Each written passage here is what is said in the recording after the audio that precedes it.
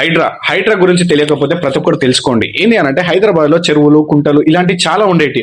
And గత 10 ఏళ్లు పరిపాలించిన బీఆర్ఎస్ వాళ్ళు ఏం చేసేరు అని అంటే ఈ చెరువులు, కుంటలు ఈ చుట్టుపక్కల చెత్త చెదారం వేయించి దాన్ని భూమిని తయారు చేసి ఎంత దొరికితే అంత అమ్ముకదొబ్బేరు.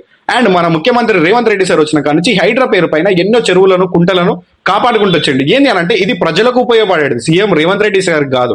అండ్ దీనిలో తెలుసుకోవాల్సిన నీతి ఏంటి అని అంటే ఇప్పుడు ఊర్లలో ఉన్న వాళ్ళకు ఎక్కువ శాతానికి రోగాలు రావు, మరి హైదరాబాద్ లో ఉన్న వాళ్ళకి ఎందుకు రోగాలు వస్తున్నాయి అని అంటే అక్కడ చెత్త చెదారం ఇలాంటి ఎన్నో ఏపిస్తే ఆ దాని వల్ల దోమలు ఇలాంటి ఎన్నో ప్రాబ్లమ్స్ అనేవి క్రియేట్ అవుతున్నాయి, హెల్త్ ఇష్యూస్ అనేవి. అలాంటివి రావద్దు అని చెప్పి మన ముఖ్యమంత్రి రేవంత్ రెడ్డి సార్ ఏమంటారు ఈ హైడ్రా అనే పేరుతో చెరువులను, కుంటలను కాపాడుకుంటూ వస్తాడు. అండ్ దీంట్లో తెలుసుకోవాల్సిన విషయం ఏంటి అంటే బీఆర్ఎస్ వాళ్ళు మన కళ్ళ ముందే మన హైదరాబాద్ ని అతి దారుణంగా ఖరాబ్ చేస్తా అంటే కూడా ఎవరు సపోర్ట్ చేయలేదు. ఏంటి అంటే మనం ఎంతో కష్టపడి తీసుకొచ్చి ఇచ్చి వాళ్ళ చేతిలో పెట్టినాం తెలంగాణను, మన కళ్ళ ముందే అంత దారుణంగా దివాలా తీసారు, కానీ ఎవడు నోరు తెరవడు. కానీ ఈ రోజు హైడ్రాకి ఒకప్పుడు ఏమంటారు ప్రతి ఒక్కరు అది ఇది అని అన్నారు, కానీ ఈ రోజు ప్రతి ఒక్కరు హైడ్రా వైపే నిల్చున్నారు. ఇది మనకు కావాల్సిన అభివృద్ధి అనేది.